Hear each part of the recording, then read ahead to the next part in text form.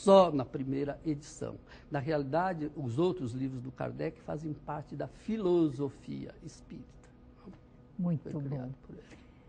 Professor, muito se fala também, além da questão do plano espiritual, sobre colônias espirituais. O que são colônias espirituais, professor? Pois é, vamos fazer uma analogia. O Brasil, quando foi descoberto, era o quê? Colônia. Uma colônia. Uma colônia de Portugal. O que é uma colônia, né? Então, nesse sentido? Uma colônia é um núcleo habitacional onde você, que tem por objetivo desenvolver determinados objetivos ligados a uma organização superior. Uhum. Por exemplo, Portugal era metrópole e o Brasil era colônia. Sim. O que fazia o Brasil como colônia?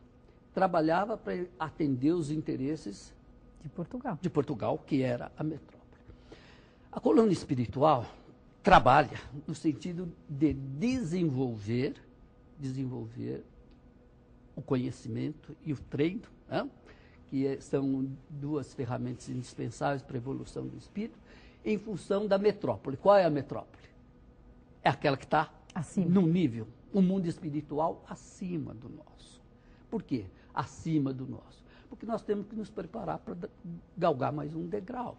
Então, esse é o sentido de colônia. Precisamos dar uma breve pausa. Nós vamos a um breve intervalo, mas você continua ligado no programa Transição, a visão espírita para um novo tempo. Até já!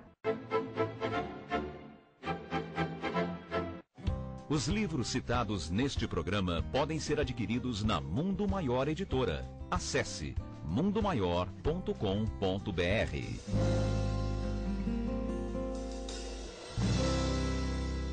Clube do Livro Amigos do Espiritismo. Ficando sócio do clube, você receberá em sua casa os melhores lançamentos de livros espíritas. Não perca essa oportunidade de ter os melhores livros pelo menor preço do mercado. Inscreva-se já, ligando 11 2979 2157 ou acesse www.amigosdoespiritismo.com.br.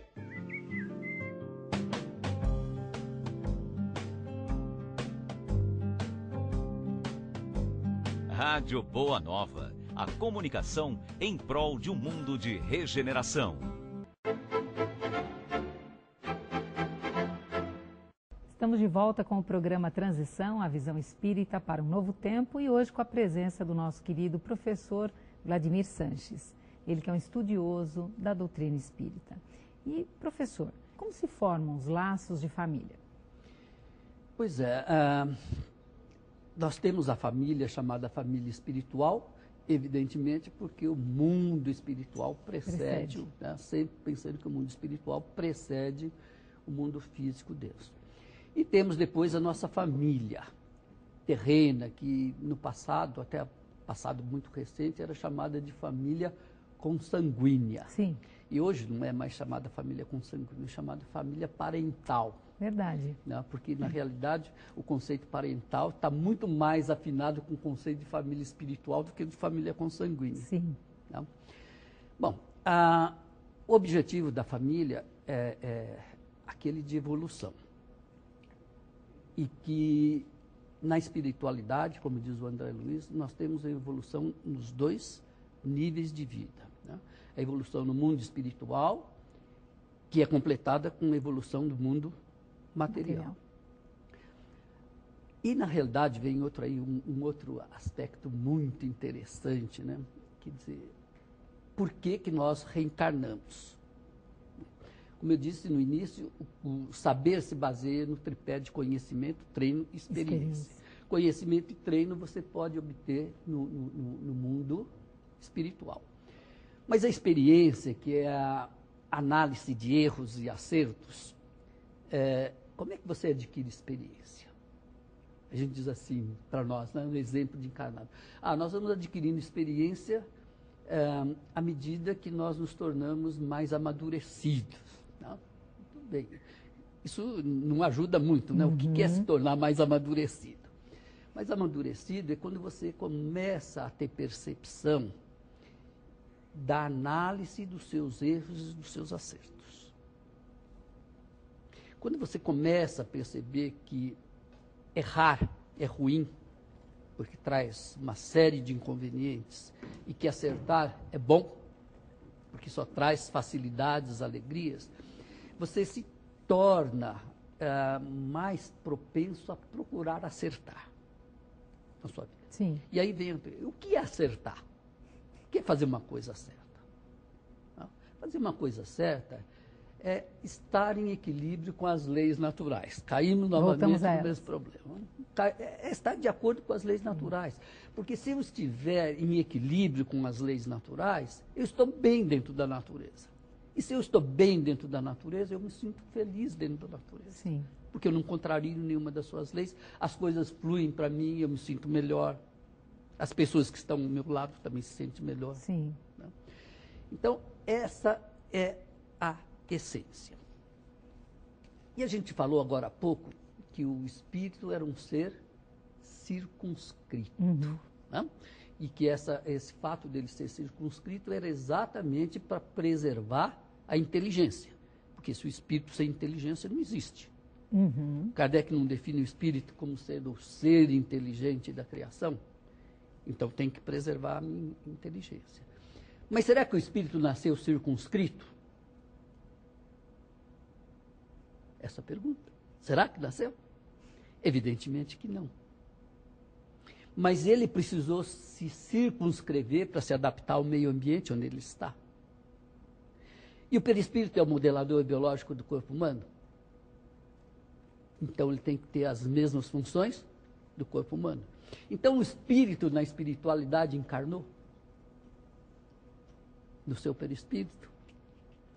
Esse é um conceito que mexe muito com os espíritos. Né? Quer dizer, na realidade, nós já tivemos uma encarnação na espiritualidade. Como é que foi criado o nosso corpo? Como é que ele é? Qual é a função? E aí vem uma surpresa, né? Porque se a gente vai lá no dicionário, num bom dicionário da língua portuguesa, tipo Aurélio, José, né? A gente vai ver que a palavra carne tem vários significados. Um dos significados da palavra carne é sistema muscular ou elástico que permite movimentos.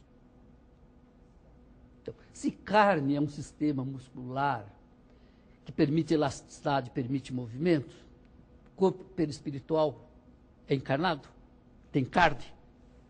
O corpo perispiritual se movimenta na espiritualidade, realiza movimentos da mesma maneira que o corpo humano. Claro, só que lá o mundo é o quê? Mais sutil, mais leve. Mas o espírito não é o perispírito não é um corpo rígido, fixo, se movimenta. Então ele tem elasticidade. Se ele tem elasticidade, ele tem carne, o conceito da definição de carne. Não se pode pensar que na realidade existe uma encarnação do espírito no seu corpo perispiritual. A gente não aprende que o espírito troca de perispírito dependendo do lugar onde ele encarna? Sim, Como planeta. é que ele troca? Assim, não, tem um mecanismo para isso. Lógico. Da mesma maneira que o espírito, quando encarna, ele cria o corpo assim num movimento mágico, criei? Não, leva 9 meses. Então, existe esse conceito de que o espírito nasceu pronto? Não, nada nasce pronto. Isso contraria as leis da natureza. A natureza não dá saltos. Sim, a natureza não dá saltos. E a gente aprende no livro do Kardec que o espírito nasceu simples e ignorante. Só que a gente não para pensar o que é esse simples e o que é esse ignorante. Né? E esse simples e esse ignorante tem que estar de acordo com as leis da natureza. E se eu tenho que, como espírito, proteger a minha inteligência do meio ambiente hostil onde eu me instalo para viver, trabalhar e evoluir, eu não posso perder a minha inteligência. Porque tem uma lei da natureza que chama lei da entropia, que faz qualquer sistema fechado, isolado, se tender à desordem com o tempo. Ora, você já viu alguma inteligência tender à desordem? Não, inteligência só depende do quê? De ordem. Porque para ser inteligente eu preciso de um banco de dados de informação, que é a memória, extremamente bem organizado. Organizando.